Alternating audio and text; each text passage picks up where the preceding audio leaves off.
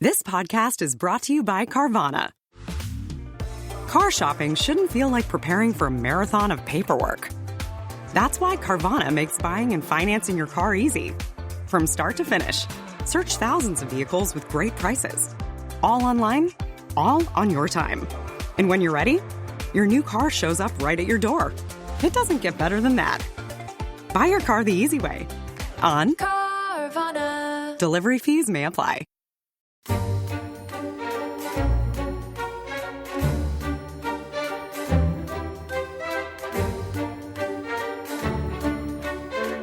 Hello, welcome to The Rest is History. I've never been a massive connoisseur of Senegalese history. In fact, the first time that Senegal really impinged on my consciousness was when Senegal beat France in the opening match of the 2002 World Cup in Japan and South Korea. The former colonial power, Dominic. It's former colonial power, exactly. So it was a sort of moment charged with historic significance and not purely sporting history. And Tom, you volunteered to dip your toes into Senegalese history for this episode in our World Cup marathon. And what have you come up with? Well, so I vaguely knew about Senegal's prowess on the football field, both because of the victory over France that you mentioned. Also, I think they won the African Cup of Nations. They did indeed, yes. So they're obviously very, very good at football. There's one other thing that I know about Senegal, which is its most famous tourist attraction. And which featured is one of the 12 original World Heritage Sites that were chosen by UNESCO in 1978. And now there are lots and lots and lots of them. So Stonehenge Landscape, for instance, is a UNESCO World Heritage Site for now. Right. Maybe removed if they go ahead with their tunnel. Who knows? And actually 4 of those 12 original World Heritage Sites, Dominic, feature in our series. So the Galapagos Islands for Ecuador, will feature in our episode on Ecuador.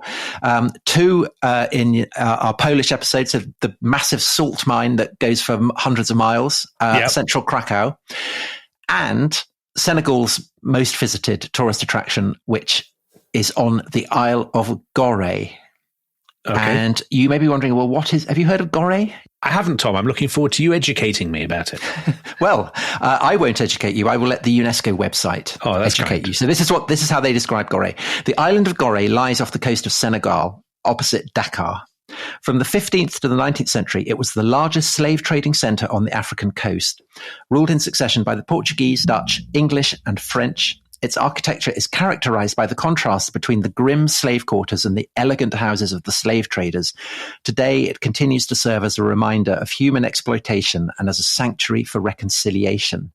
And the most famous building on Gorée is La Maison des Esclaves, so the House of Slaves, which was built in 1776. It is notorious as a holding center for enslaved Africans. It's kind of red washed. It's got cellars with kind of iron bars in it, and it has a doorway that looks out onto the Atlantic Ocean. And this is celebrated as the door of no return. And there are famous photographs of it. There's a picture of a silhouetted woman standing in this doorway, kind of leaning against it. And this is the door out of which, as the Gorée Tourist Board puts it, millions of African slaves took the final step from their home continent and onto the slave ships that would transport them if they survived the journey to the New World. Gosh, so it's a very sort of baleful place, basically. So basically, I'm putting my hands up. This is pretty much the only image of Senegal that came into my mind when we were divvying up all the various countries. And I thought it would be interesting to put some history to this image that was kind of so vivid in my mind. I mean, it's kind of emblematic of the slave trade, this idea of going through a door forever, the door of no return. Yeah, terrifying thought. And the House of Slaves, it's been a museum for many, many decades. So I think Senegal became independent from France in 1960, something like that. Right. And this opened as a museum very shortly afterwards, so 1962. It's been visited by the Pope, by John Paul II, by Nelson Mandela, by a range of American presidents, so Bill Clinton, George W. Bush, Barack Obama. But above all, it's a place of pilgrimage for African Americans. And basically, I mean, it is, I would guess, the single most celebrated emblem of the Atlantic slave trade. And when you say celebrated, you don't mean people are letting off fireworks and jumping around into light. You mean, it's the most well-known because of its... It's a place of pilgrimage. It's a place of pilgrimage. Right. Yeah, a place of... but it was a place shrine. Of horror, I suppose. It serves as a brilliant visual image of the horror. Mm-hmm. The sense of a permanent departure. And so that's why coming back to it, I guess, that's the resonance and the power of it. Well, that expression, the door of no return, I mean, chilling. Very potent, yeah. So the history of this is that basically there doesn't seem to have been anything much on Gorée before the Portuguese arrived, because there's not very much water there, and it seems to have been completely infested by termites. Unprepossessing. Not really kind of ideal real estate. Yes. So the Portuguese obviously love that kind of place. We did our episodes on the Portuguese voyages of discovery. It becomes a trading post for them. And basically, over the next 100, 200, 300 years, it's just endlessly swapping hands. So the Dutch take control of it, the English take control of it, the French take control of it.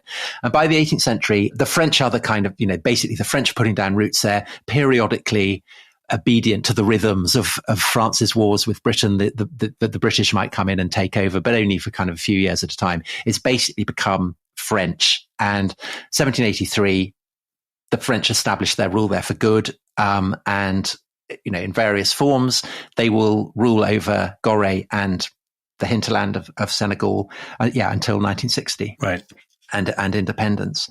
So, why Gorée and not, say, further inland? And the most obvious answer for that is that the inland is incredibly, incredibly dangerous. It is very, very, very dangerous to people's health. So Muslim writers, Muslim geographers, they say of this stretch of the coastline, if you go there, you will almost certainly die. So there's a geographer in the 11th century called al-Bakri who says it's almost impossible to go there and not fall ill. Right. And I'm sure you remember we talked about this with Karl Harper, and we talked about just how ravaged by disease it is. So I've just got his book here. The crude death rate in the 18th century was 270 people per 1,000. So, crikey, yeah. So 1 in 4. An ordinary pre-modern society, he says, might have a crude death rate of 30 per 1,000. Yeah. And every year along this stretch of the coast, more than a quarter of the Europeans resident there perished. So essentially you want to keep, as many breezes and as many currents between you and the microbes and the pathogens that lie on the mainland as possible. And just to give people a sense, if they're not familiar with it, so we're on the coast of West Africa, below... It's part of Dakar now. It's part of the vast kind of sprawl of Dakar, but back then it wasn't. It was a kind of distinct entity. Yeah. Dare I use the word liminal? So it's on the border zone. It's a place that is neither one thing nor the other. We're not an academic podcast, Tom. No, it's African, but it's not continental. Right. I think that's the kind of key thing. Yeah. You look one way, you have Africa. You look the other way, you have the Atlantic. And obviously, if you're traders coming from the Atlantic, looking to pick up trade from Africa, which of course would include slaves, and then take it across the sea, very, very well positioned. It's still dangerous, though. I mean, even on Gorée, it's dangerous. And so basically, Europeans are very, very reluctant to stay there any length of time. Yeah. And so what they do is that they will marry local women. And this is a practice that goes right the way back to the Portuguese time. So these women who are local, they come to be called senhores. Right. Is that how you pronounce it, Dominic? Was it signares? Senhores, I guess. Yeah. So the European traders will almost invariably leave, and their wives, and I use wives slightly in inverted commas, they come to serve as the agents of their absent husbands, and increasingly as traders in their own right. And they will then bring their children up as their own, and they will then raise their sons as heirs, as people who will inherit these kind of trading business. And so you get these very, very wealthy Franco-African trading dynasties. Right. And these are the people who are building the houses on Gorée at the end of the 18th century. So, for instance, the man who builds the House of Slaves with the door of no return, he's the son of a signora and a French surgeon. And his sister, who also marries a Frenchman who runs away because there's a yellow fever outbreak. She is also a player in the slave trade. And that's late 18th century. That's late 18th century. So essentially the slaving that is happening on Gorée it's not just French, it's not just African, it's the meeting point between them. And this is expressed through these kind of Creole dynasties that emerged there. 1794, the French Republic bans the slave trade.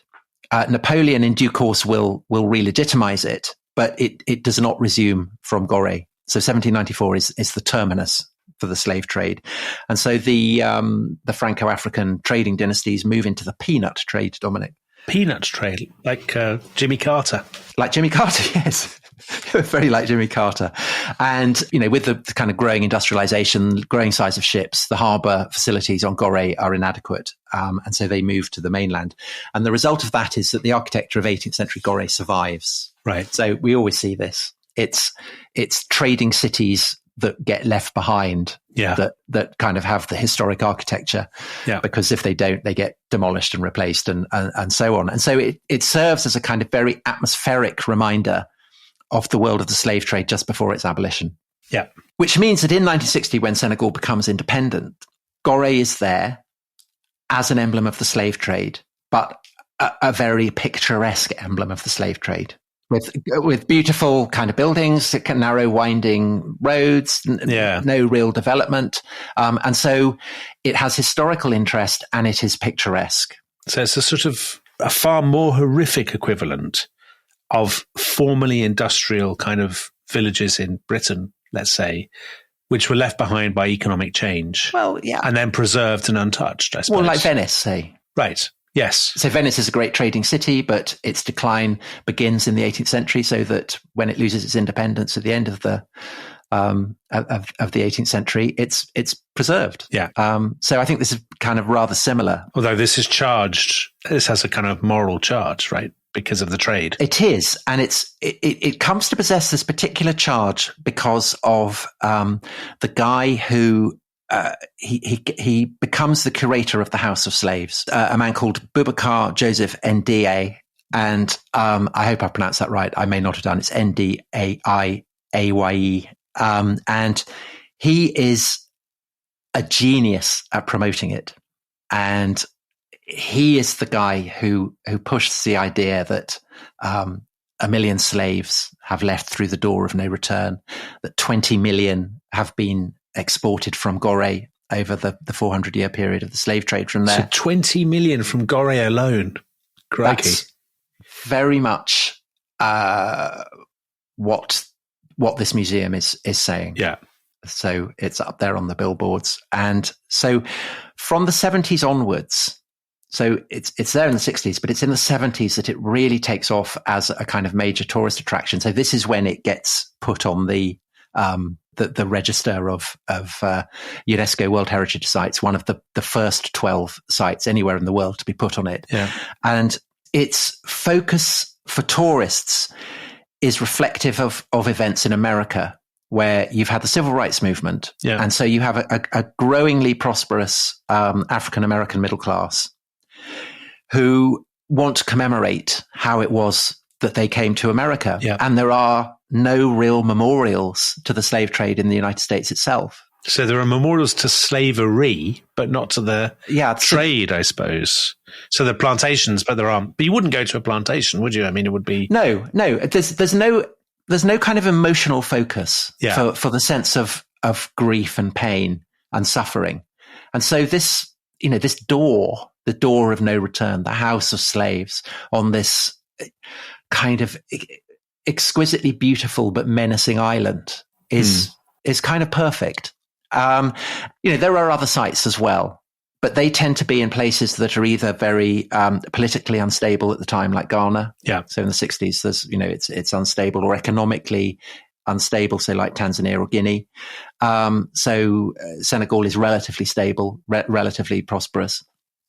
And also the 1970s is when you have Alex Haley's book Roots, which is then made into a television film, which again kind of dramatizes in a brilliant way the whole horror of the Atlantic slave trade. Right. I mean, Roots is the novel is 1976. The TV series is 1977. And as you say, it's impossible to overestimate the effect that had on African Americans and their desire to find out about their own history and this sort of idea of a pilgrimage back to find your roots and whatnot. And as I say, that idea of a door of no return is so haunting that is the image that I had in my mind when I said that I would do Senegal, because I had that image. And so I've now given you the backstory of how it is that it came to be the icon of Senegalese history that it is, and indeed of African American history. But there is hanging over it a question that is rather similar to the question that I came to ask when I started to do work on the origins of Islam, which is it actually true? What are the sources for this? Okay, interesting. So I think this might be a diplomatic moment to take a break. And when we come back, we'll look and see to what extent was the door of no return actually what the tourist industry says it was. Brilliant. Okay, see you after the break. This episode is brought to you by Rocket Money. Tom, we often talk about how to organise our finances. I'm very conscious that I'm paying for a lot of mad subscriptions. And there's one thing that we've talked about often on this show. It's the thing that we probably hate more than any other, and it's a hidden fee. I would love to get my finances under control. There are all these things piling up on our bank statements, and I think I need to fix this problem. I need to sort this out and to stop this. I mean, my finances are so chaotic that I need this app. So I'll tell you what it is. It's called Rocket Money. It's a personal finance app that helps find and cancel your unwanted subscriptions. It monitors your spending and it helps to lower your bills so that you can grow your savings. With Rocket Money, you can track all of your subscriptions and you can easily cancel within the app with just a few taps, saving you time, avoiding charges. And you can also set budgets and goals and get personalized insights and regular reports to track how you're doing. They will even send you real-time alerts for large transactions, upcoming bills, refunds, and even low balances. So let Rocket Money help you reach your financial goals faster. Join at rocketmoney.com/ishistory. That's rocketmoney.com/ishistory. rocketmoney.com/ishistory.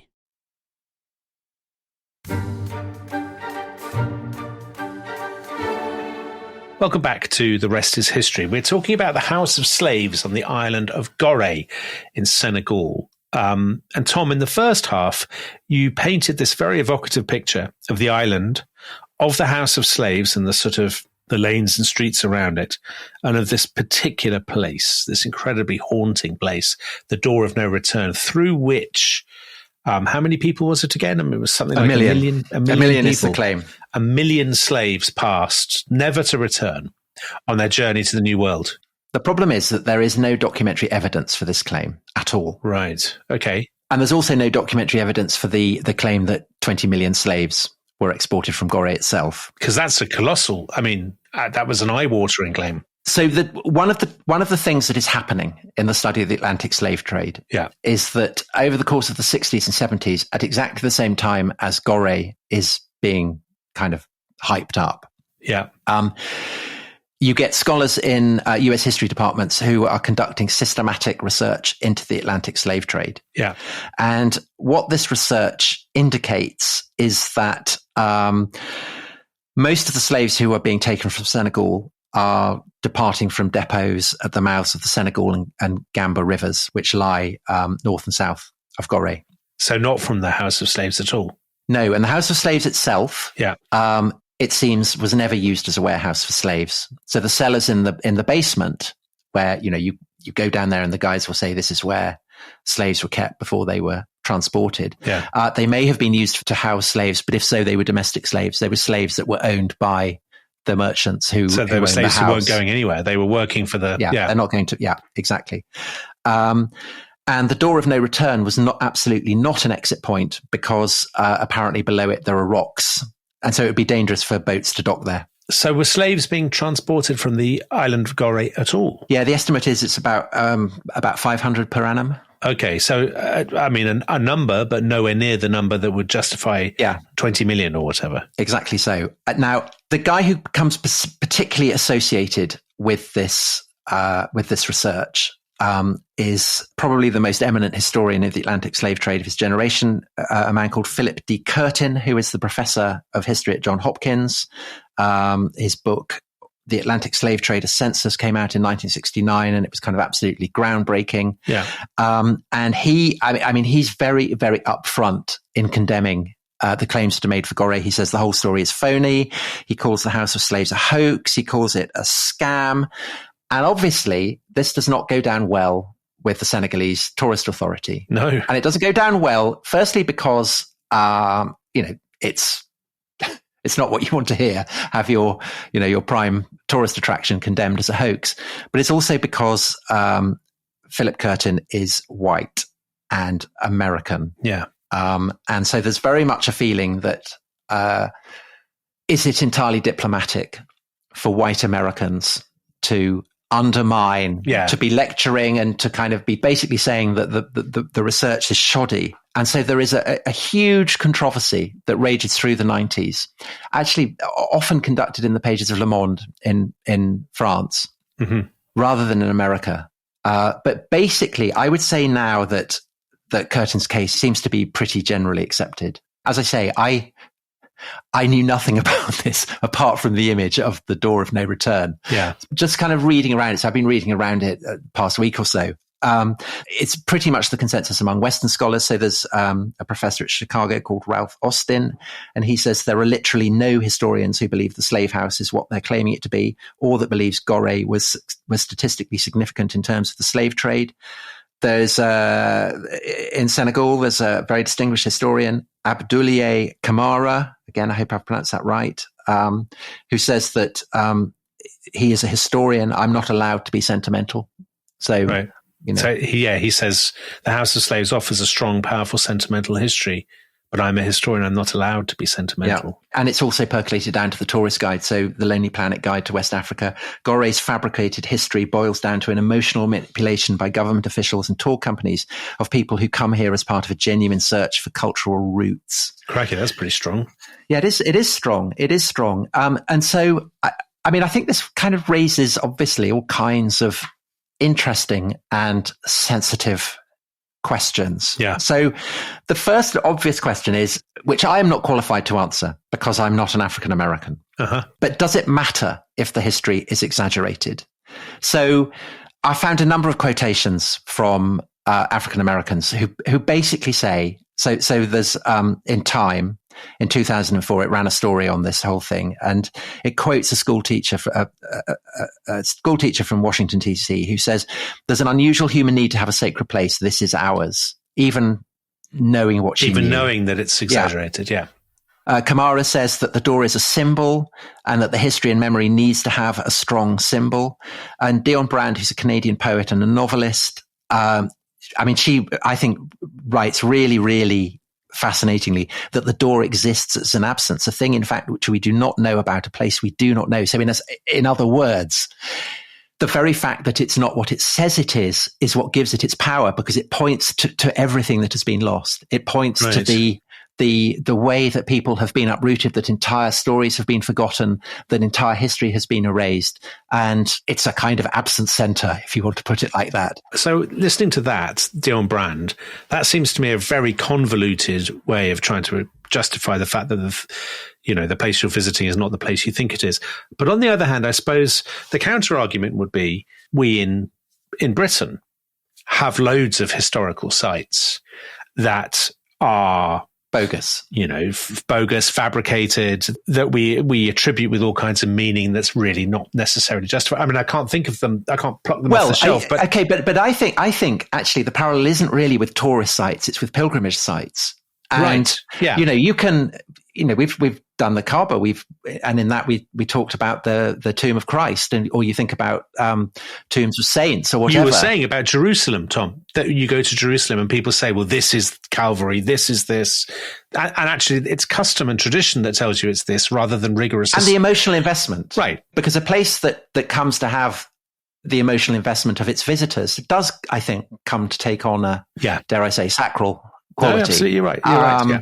So I think the image of the door is powerful enough that it can survive the the fact that it isn't actually overtly what it says it is. I mean, I think it does still endure as a symbol. I think the other thing that's interesting about it is that it becomes a UNESCO heritage site the year before Auschwitz does. Mm-hmm. And I suspect that lurking behind quite a lot of this is the way that sites to do with the Holocaust are starting to be packaged as places for tourists to visit. Yeah. So I think that's a possibility. I think that one thing that is slightly awkward about this is that by emphasizing the slaves who were taken to North America and by tailoring the experience of visiting it to the people who can pay for it, in other words, Americans, one awkward question is, well, what about the slaves who were taken to, say, to Brazil or to the Caribbean? Who were by far the Brazilian element of the slave trade was the single biggest element, wasn't it? We've discussed that in previous episodes. Yeah. And presumably they're not getting visitors from Brazil to the island of Gorée. Well, there may be a few, but I don't think so, not many. And I think also that it touches on issues that I think have become a lot more sensitive now than they were, say, in the 1990s. Because what's striking when you read the debate in the 1990s is actually, it's not how vituperative it is, but relative to today, how measured it is. So there's indisputably, there is a sense of resentment on the part of African scholars of white American scholars kind of crashing in and laying down the law.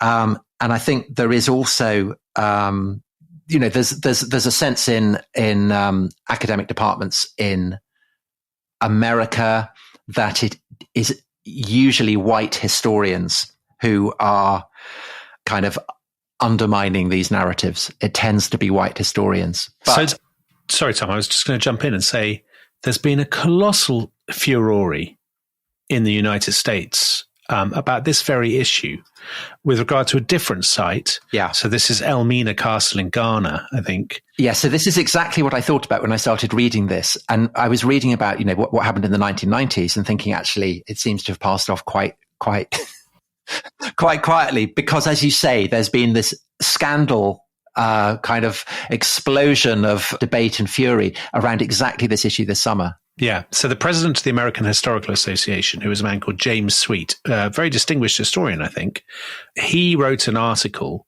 in their sort of newsletter talking about what he saw as the dangers of present-mindedness in history, of sort of subjecting history of making it purely a vehicle for contemporary politics. And he gives, in the course of the sort of buried in the article, he talks about how, he's a historian, I think, of Africa. And he and his family went to a wedding in Ghana, and they went on a tour of this place called Elmina Castle.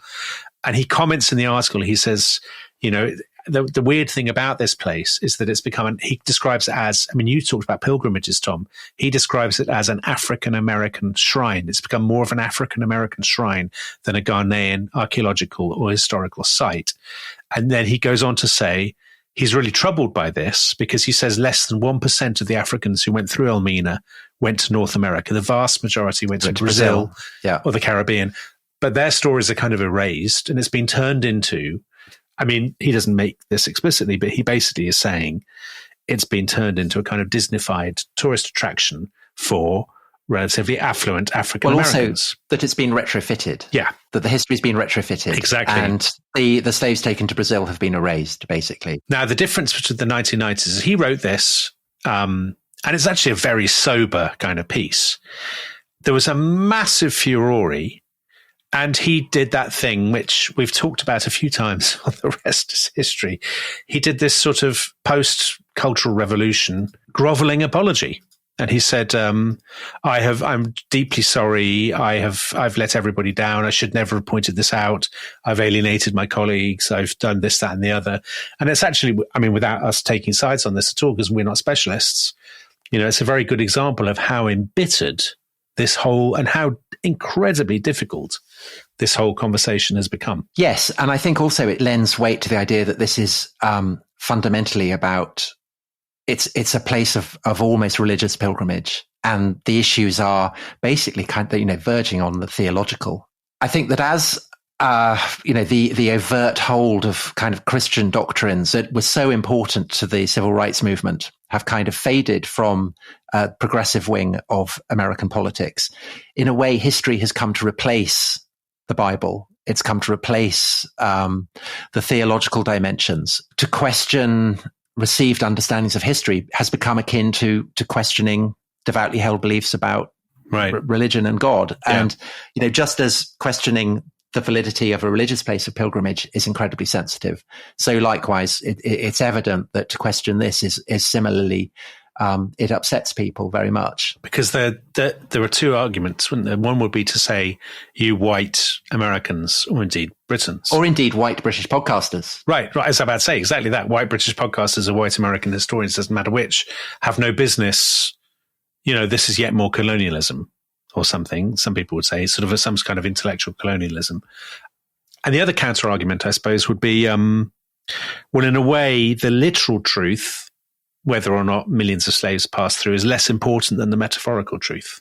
That's what the defenders of this institution would say, wouldn't they? Yeah, absolutely. I mean, that's pretty much what Dion Brand is saying, I think. And what do you think, Tom? Well, I think that that is up to the individual pilgrim who goes there.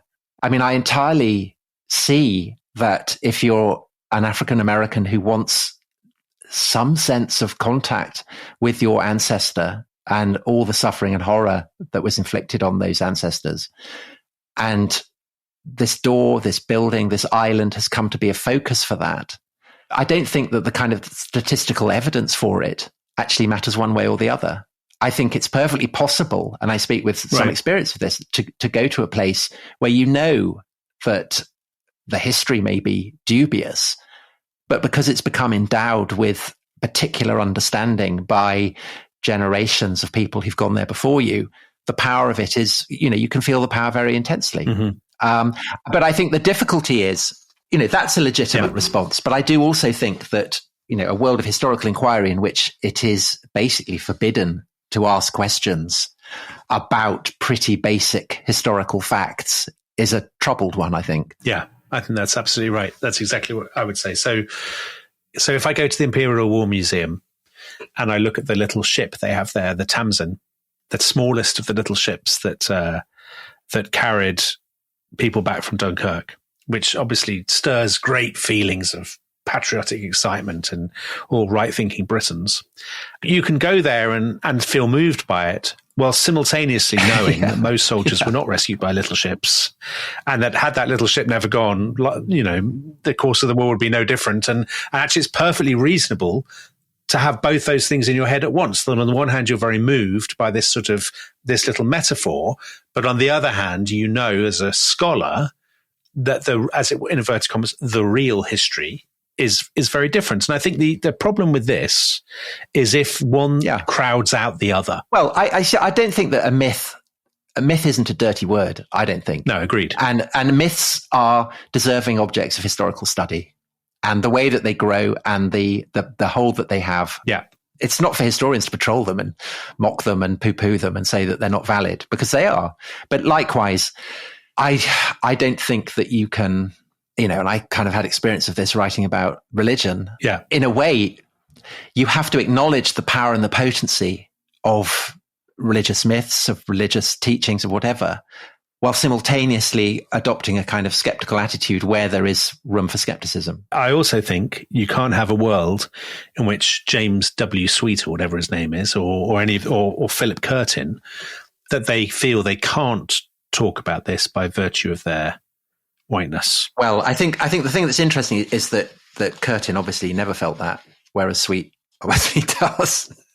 So, and I think that's a kind of reflection of maybe the change of culture in the United States. I mean, I have to say, from my own point of view, I was not expecting to arrive at this conclusion. I mean, I did not know this when I set out, and I think it's a really, really interesting topic. I mean, the test, I suppose, to some extent, is if you were in Senegal, would you go? And of course, I would go. Wouldn't you? I would absolutely go. Yes. And it wouldn't bother me that it was slightly confected, but I would want to know. I would want to know the truth as well as seeing the metaphor. But you're saying that as someone whose ancestor wasn't ever taken from the coast of Africa. So I think that the emotional complications of it are more complex for people whose ancestors were taken from there. It's easier for a skeptic to sort of hurl out opinions from the outside, someone who's not personally involved, than I guess it is for a pilgrim, to use your analogy, Tom. Yeah, in a very, very different way. I don't particularly like people casting doubt on the greatness of Alfred. For instance, there are fields in history where we have emotional engagement. Equally, there is a kind of responsibility if you're a historian, if you're researching history, researching the past, that you have to deal with a certain, where there's a certain bedrock of fact. Mm-hmm. I don't think that you can ignore it. Tom, it wouldn't be a Rest is History podcast about the history of Senegal if you didn't find a way to bring it back to Alfred the Great.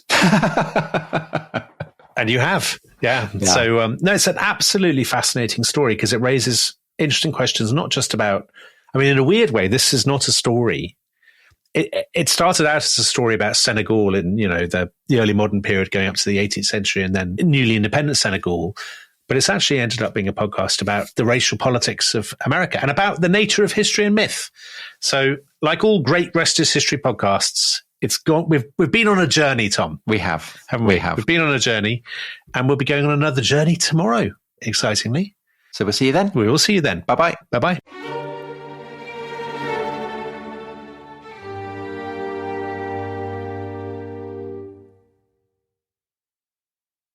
Thanks for listening to The Rest is History. For bonus episodes, early access, ad-free listening, and access to our chat community, please sign up at restishistorypod.com. That's restishistorypod.com.